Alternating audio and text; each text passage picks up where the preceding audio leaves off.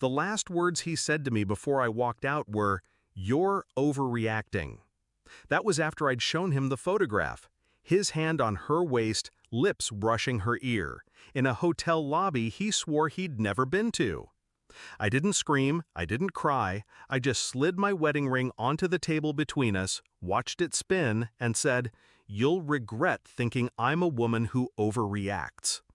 Then I left our polished house, the one that smelled like deceit wrapped in vanilla candles, and drove until the city lights disappeared. Backstory set up, then versus now. When I met Daniel, I thought he was a safe harbor. I'd been 25, too hopeful for my own good, and he'd looked at me like I was the only thing worth noticing in a crowded room. We built a life. Sunday mornings tangled in sheets, whispered plans about the future, the kind of love you imagine will carry you into old age.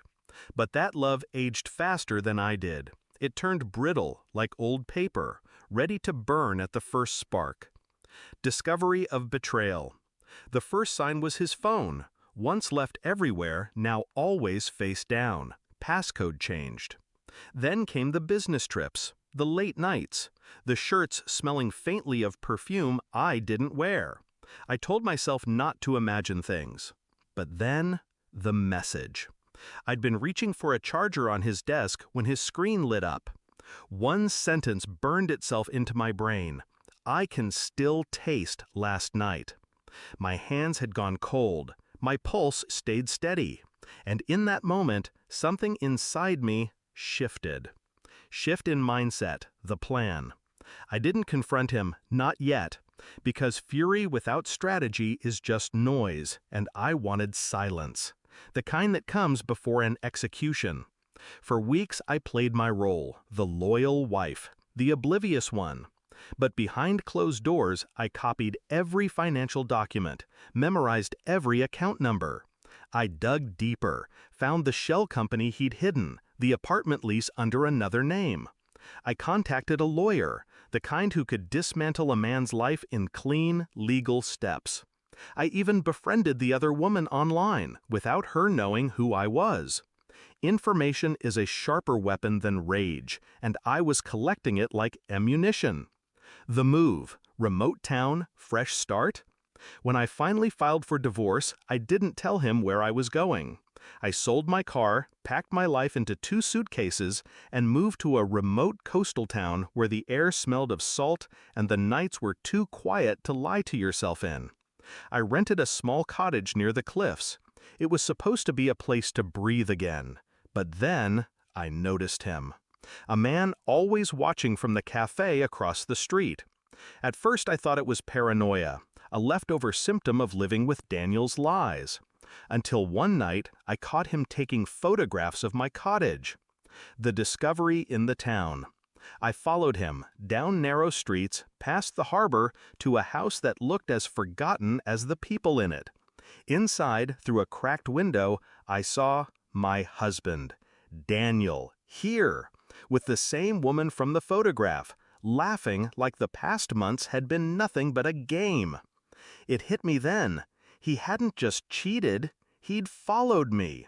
And worse, the property he'd leased in my name was in this very town. A setup. He wanted me isolated, cornered, maybe even ruined. The new plan, revenge refined. I stopped thinking of myself as his victim. I became the hunter. I let them think I didn't know. Instead, I invited Daniel for closure, told him I wanted to leave things amicably. I suggested we meet at the old lighthouse by the cliff, the one the locals warned about because the rocks below could break you in seconds. Meanwhile, I sent every piece of evidence I'd collected, financial fraud, hidden assets, messages to underage escorts, directly to the police and his corporate board. By the time he would leave that meeting, he'd have nowhere to run. Climax, the confrontation. The wind at the lighthouse was vicious that night, tearing at my hair, my coat. Daniel arrived with that smug half-smile, the one he wore when he thought he'd already won. "So this is where you've been hiding," he said. "No," I replied, stepping closer to the edge. This is where I've been planning. I told him everything, not with shouts, but with a calm that made his smile fade. The bank accounts, the apartment, the photographs, the fact that the police were, at that very moment, unlocking the doors to his office. He tried to grab my arm, but I stepped back, just far enough that his hand closed on nothing but air. "Do you want to know the best part?" I asked. "What?" his voice cracked. "You don't get to see me break." By morning, the town was buzzing with news. Daniel arrested, assets frozen, his mistress gone before sunrise.